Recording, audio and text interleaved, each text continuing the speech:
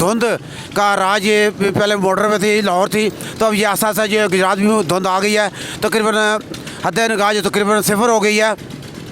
तो अब ये देख रहे हैं, अब ये देख रहे हैं कि चारों तरफ धुंध ही धुंध है, तकरीबन हद निगाह सिफर है। स्कूल का टाइम है, ये ड्यूटी पे लोग का जाने का टाइम है, तो रश बहुत ज़्यादा है, कोई चीज़ नज़र नहीं आ रही। तो इसके लिए जो एहतियाती तदाबीर हैं कि आप स्क्रीन वेंट्स इस्तेमाल करें, फोग गाड़ी में फोग लाइट्स इस्तेमाल करें, और ये गाड़ी को आसा चलाएं, स्पीड ज़्यादा ओवर स्पीड ना करें।